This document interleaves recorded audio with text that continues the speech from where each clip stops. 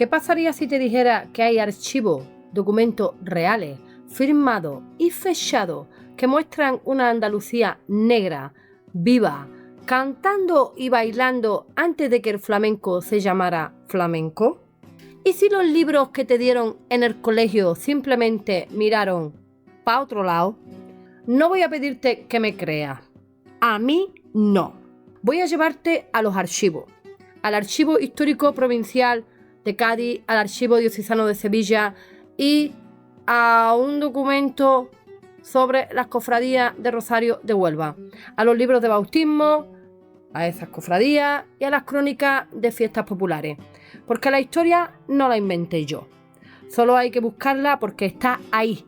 Nada está invisible para quien busca. Solo hay que rascar la epidermis y aparecerá lo que hay. La historia muchas veces se inventa por quienes deciden no contarla.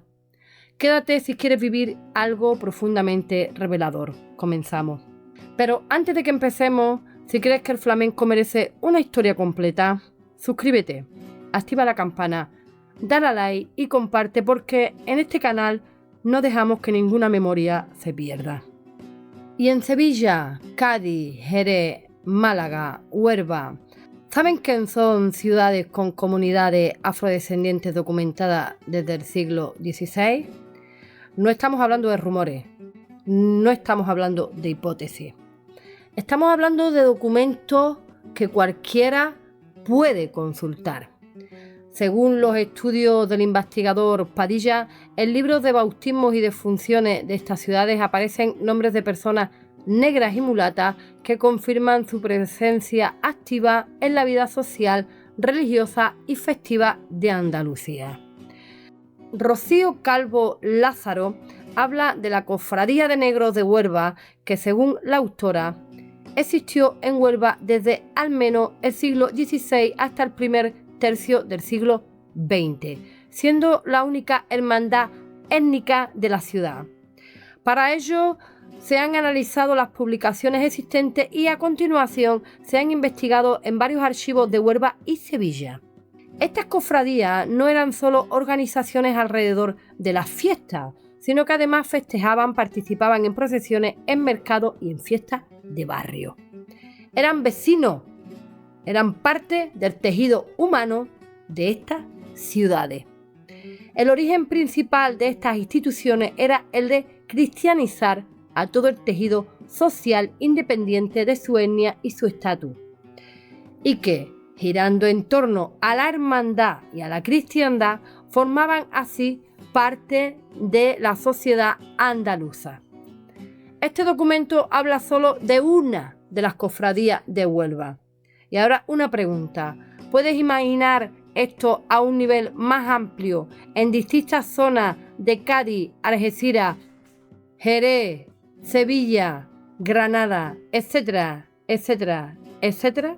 ¿Cómo es posible que tanta presencia humana y cultural haya sido invisibilizada en los relatos históricos sobre el flamenco? Volvemos otra vez a la investigadora Goldberg. Tenemos 2 vídeos más anteriores a este. Están en el canal. En su estudio sobre flamenco y etnicidad, documenta que estas personas participaban en fiestas populares cantando, bailando y tocando instrumentos de percusión. No eran espectadores de la cultura andaluza, eran creadores activos dentro de ella con su manera de hacer música y entenderla. Archivos vivientes de memoria y significado. También corrobora esta tesis Kiko Mora y Raúl Rodríguez.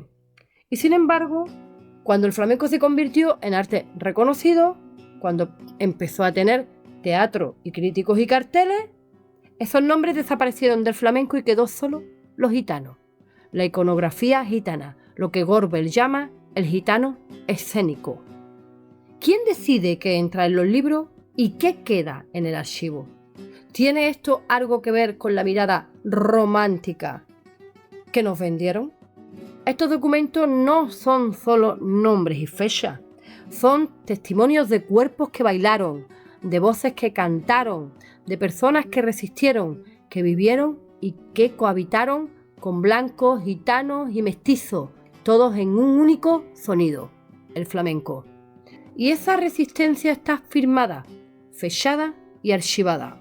Y ahora hay 3 autores entre ellos: Goldberg, Raúl Rodríguez, que ya los hemos mentado, Ortiz, Cosano, Morgado, Casares, Moreno, que están más vinculadas a la historia de la esclavitud en distintas ciudades, y una vinculada a las músicas populares, entre las que destacan tradiciones culturales como el jazz y el blues, ¿no? Que destacan autores como Iglesias, Pedro, el Chochín y Reyes, Green, y el flamenco con Goldberg y Pizarro, Mora y Rosales, entre otros.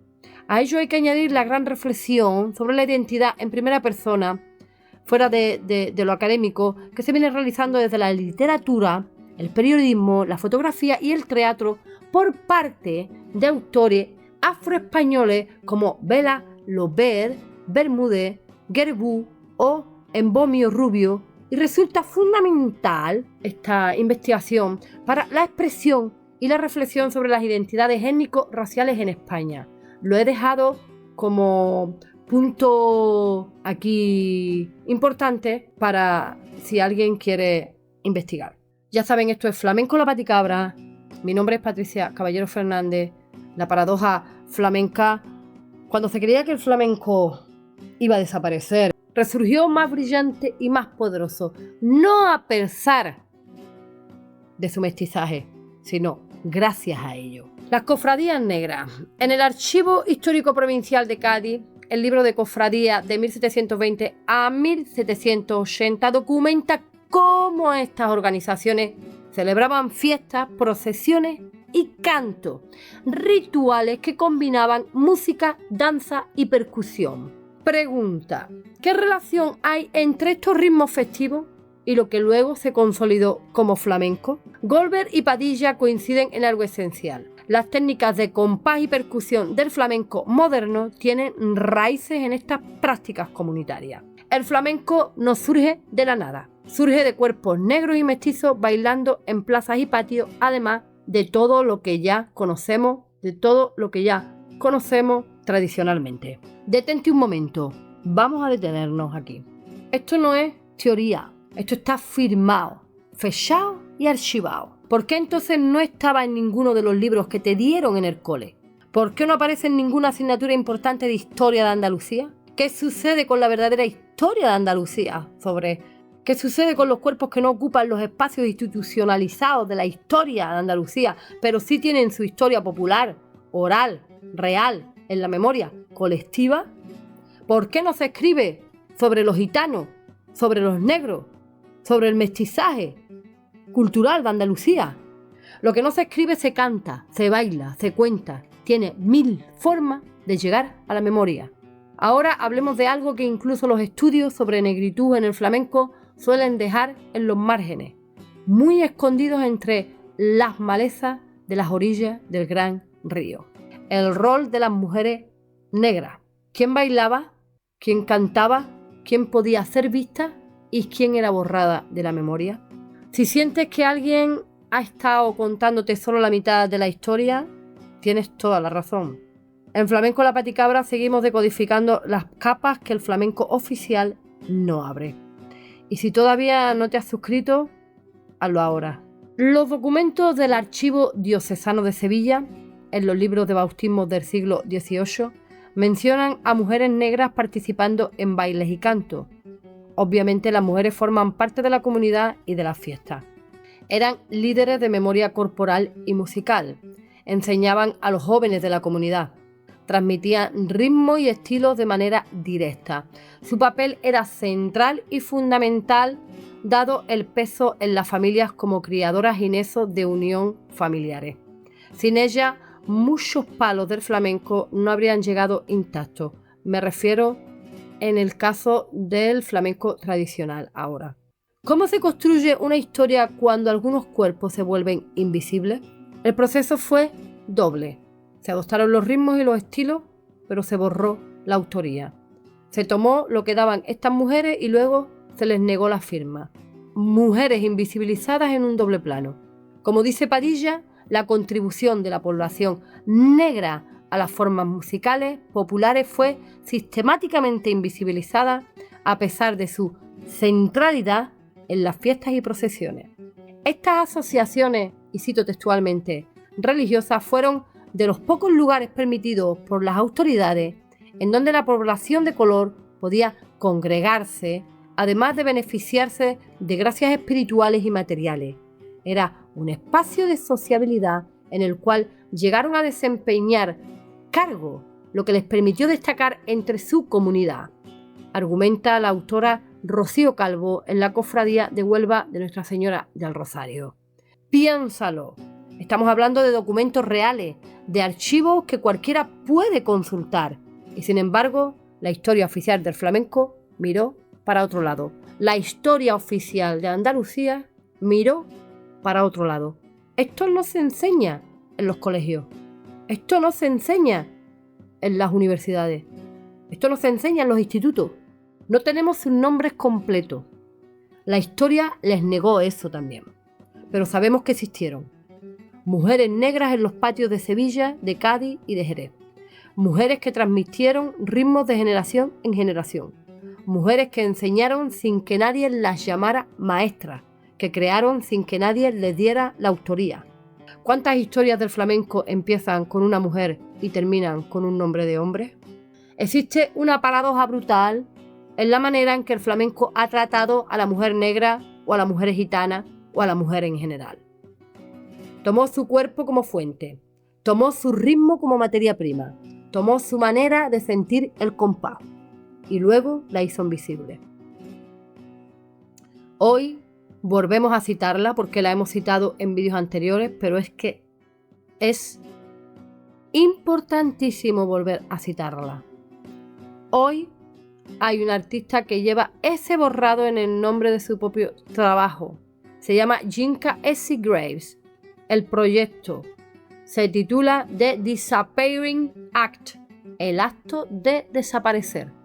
No es una coincidencia. Es una respuesta directa a siglos de invisibilización. ¿Qué significa crear arte desde el lugar exacto donde alguien intentó borrarte? Yinka Essie Graves hace exactamente lo que las mujeres negras de esos archivos no pudieron hacer: poner su nombre, reclamar su lugar en el flamenco sin pedir permiso, hacerlo precisamente poniéndole nombre al lugar desde donde desaparecía. The Disappearing Act. Cantar en yoruba y en español como si ambas lenguas fueran igualmente suyas, porque lo son. Cada documento que alguien recupera de esos archivos, cada nombre que alguien dice en voz alta, es un acto de resistencia, es un acto de empoderamiento. Y la resistencia en el flamenco siempre ha tenido voz de mujer. ¿Qué cambia cuando decides que una historia olvidada merece ser contada? En el siglo XVIII la población negra mengua, pero ahí quedan los documentos que atestiguan que estuvieron. Ahora llega la pregunta: ¿qué pasó con los descendientes mestizos de estos negros libertos? ¿Viajaron a América en el siglo XVIII en pleno proceso de creación del flamenco? ¿Qué pasó con los negros curros, aquellos que estaban en La Habana? Los archivos nos muestran que el flamenco tiene raíces negras profundas. No es teoría, es evidencia. Cada nombre en un libro de bautismo, cada fiesta en un patio, cada cofradía que cantó y bailó antes de que existieran los conservatorios.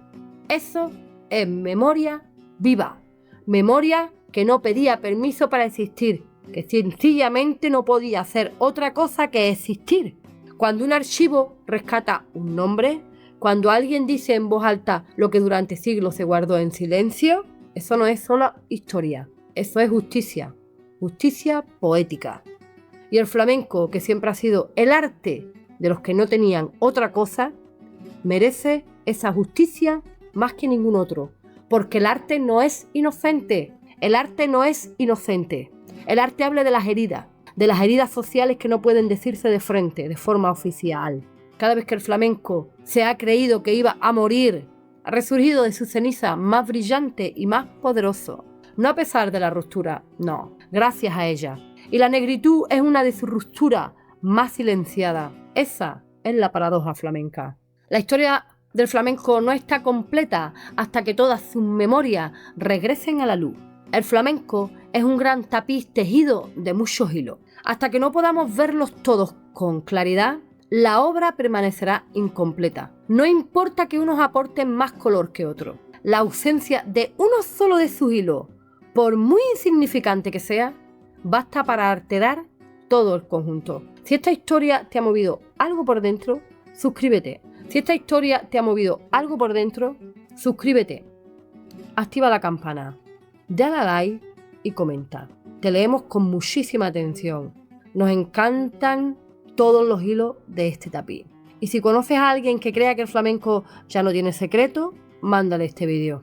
Porque los secretos más grandes son los que están en los archivos, esperando a que alguien los abra. Te esperamos en el siguiente vídeo.